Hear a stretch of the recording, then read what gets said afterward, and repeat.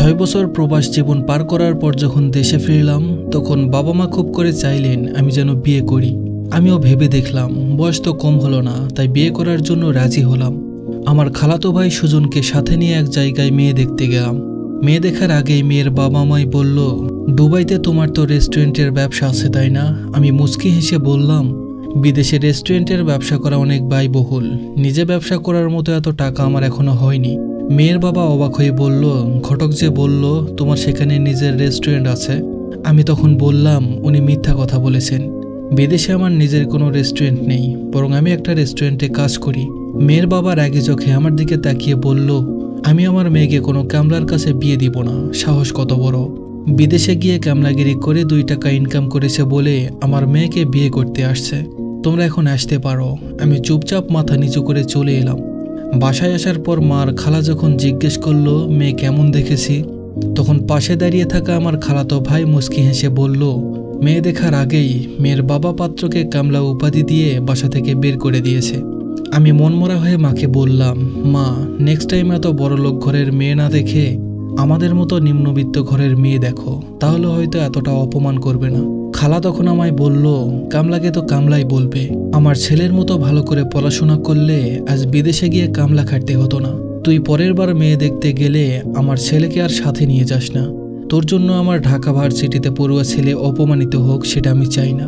আমি কিছু না বলে মাথা নিচু করে চুপচাপ নিজের রুমে চলে গেলাম। কয়েকদিন পর অর্পা নামের একটা মেয়েকে দেখতে চাই। মেয়ে আমার খুব পছন্দ হলো। মেয়ের সাথে আমাকে একা কথা বলতে বলে। আমি আর মেয়ে যখন আলাদা রুমে যাই তখন মেয়ের সাথে সাথে দরজা লাগিয়ে আমার দিকে রাগি চোখে তাকিয়ে বলল, আপনার মতো প্রবাসীদের এই একই সমস্যা, বিদেশে গিয়ে সুইপারের কাজ করবে আর দেশে এসে টাকার ফুটানি দেখিয়ে মধ্যবিত্ত পরিবারের সুন্দরী আর শিক্ষিতা মেয়েকে বিয়ে করতে চাইবে। আপনার টাকা পয়সা দেখে আমার বাবা মা গলে গেলেও আমি গলব না। আপনি আমায় বিয়ে করলে আমি আমার পছন্দের ছেলের সাথে বিয়ের পরের দিন পালাবো বলে দিলাম। তাছাড়া আপনার সাহস কত বড়! নিজে তো ইন্টার ফেল করেছেন আর এসেছেন অনার্স পাশ করা মেয়েকে বিয়ে করতে। আমি মাথা নিচু করে মেয়ের কাছে হাত জোর করে বললাম, আমি জানতাম না আপনি অনার্স পাশ করেছেন, জানলে আমি আসতাম না। দয়া করে আমায় আর অপমান করবেন না। এই কথা বলে মেয়ের বাসা থেকে বের হয়ে আসলাম। রাতে নিজের বাসায় ফিরে এসে দেখি মা, খালা আর খালাতো ভাই সোফায় বসে আছে। মা আমায় দেখে বলল, কিরে, মেয়ে পছন্দ হয়েছে?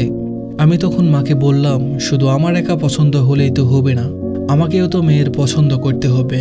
মেয়ে আমার মতো ইন্টার ফেল করা প্রবাসী ছেলেকে বিয়ে করতে পারবে না। এই কথা শুনে মায়ের পাশে বসে থাকা খালা আর খালাতো ভাই হেসে দিল। হাসতে হাসতে খালাতো ভাই আমায় বলল, তোমার কপালে বউ জুটবে না। খালা তখন মুখ বাঁকিয়ে বলল, বউ জুটবে কি করে? বিদেশে গিয়ে রেস্টুরেন্টের থালা বাসন ধুলে কি আর বউ পাওয়া যাবে? আমি সচরাচর বড়দের মুখের উপর কথা বলি না, কিন্তু খালার বারবার অপমান করে কথা বলা আমার সহ্য হচ্ছিল না। তাই একটু রেগে গিয়ে খালাকে বললাম, হার্ট ব্লক হয়ে যখন হাসপাতালে পড়েছিলেন তখন এই কামলাগিরি করে আপনাকে 2 লক্ষ টাকা পাঠিয়েছিল অপারেশনের জন্য। আপনার ছেলের আইফোনের শখ পূরণ করেছিল এই কামলাগিরি করে। আমি জানি এই দেশের মানুষের চোখে আমরা সকল প্রবাসীরা কামলা, তাই দয়া করে বারবার কামলা কামলা বলে সেটা মনে করিয়ে দিতে হবে না। আমার কথা শুনে খালাতো ভাই রেগে গিয়ে বলল, 2 লাখ টাকার একটা আইফোন দিয়েছ বলে আমার মাকে যা ইচ্ছা তাই বলে অপমান করতে পারো না। সময় হলে তোমার টাকা আর ফোন তোমার মুখে ছুঁড়ে মারবো। আমি আমার খালাতো ভাইকে কিছু না বলে শুধু একটু হাসলাম। পরের দিন সকালে মাকে ডেকে বললাম, মা, আমি এখন বিয়ে করব না, আরও কয়েক বছর প্রবাসী কামলাগিরি করি আসি, তারপর একেবারে দেশে এসে বিয়ে করব। 4 বছর পরের ঘটনা, আমি দেশে এসেছি। এটা শুনে আমার খালার খালাতো ভাই আমার সাথে দেখা করতে এসেছে।